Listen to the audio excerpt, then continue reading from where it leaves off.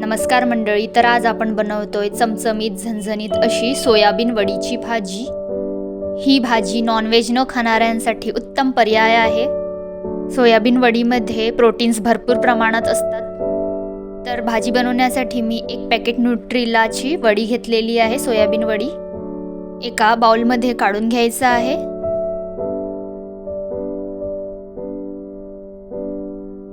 Soybean वडी ही स्वच्छ पाण्याने धुवून घ्यायची आहे.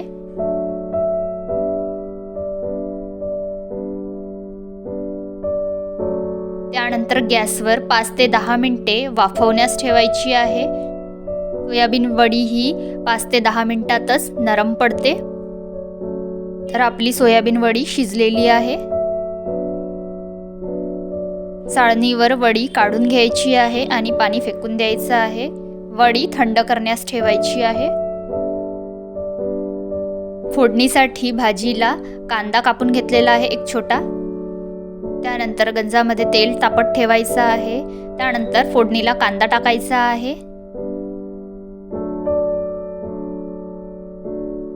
कांदा छान परतून घ्यायचा आहे. त्यात 1 तेजपान टाकायचं आहे. भाजी बनवण्यासाठी आपल्याला वाटण करून घ्यायचं आहे. त्यासाठी मी 1 मोठा कांदा उभा चिरून घेतलेला आहे.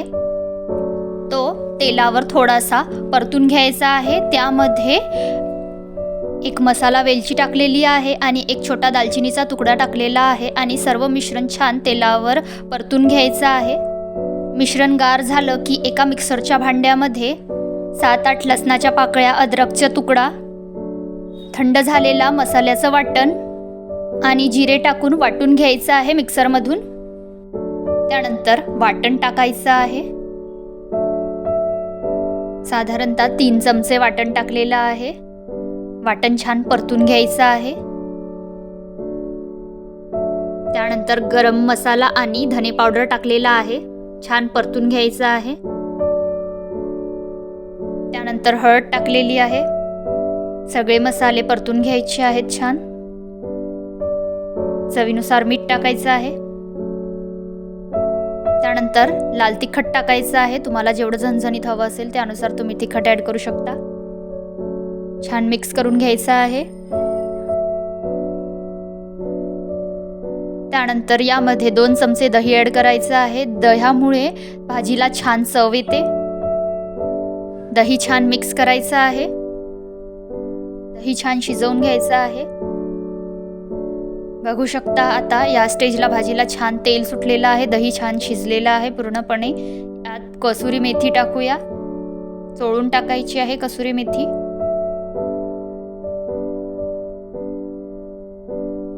सोयाबीनच्या वडीतलं पाणी स्क्वीज करून घ्यायचं आहे.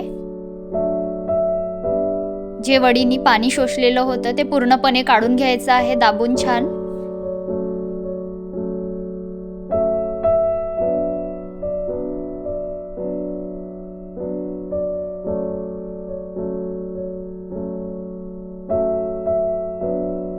एका पॅनमध्ये 2 चमचे तेल टाकायचं आहे आणि या वड्या थोड्या शॅलो फ्राय करून घ्यायच्या आहेत. 5 मिनिटे वड्या शॅलो फ्राय करून घ्यायच्या आहेत छान. यामुळे भाजीला चव छान येते.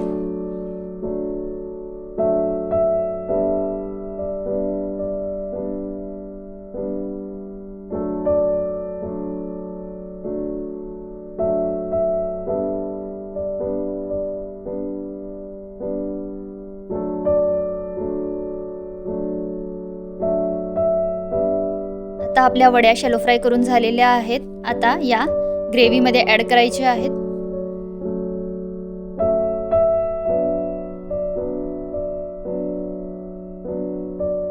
मिक्स करायचं आहे.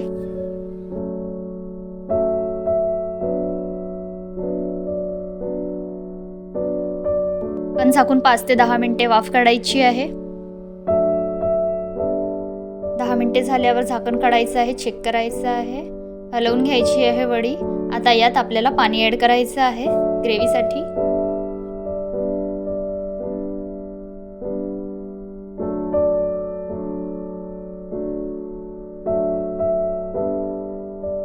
आपल्याला ग्रेव्ही एकदम दाटही नको आणि पातळही नको, मीडियम कन्सिस्टन्सी हवी आहे ग्रेव्हीला.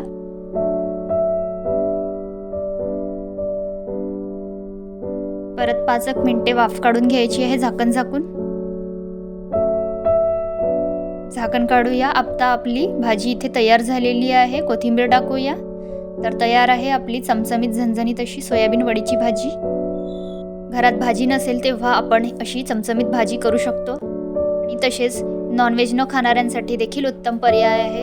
तर रेसिपी आवडल्यास लाईक करा, शेअर करा आणि चॅनलला सबस्क्राईब करा आणि फेसबुकवरून बघत असाल तर फॉलो करा. तर भेटूया नेक्स्ट व्हिडिओमध्ये.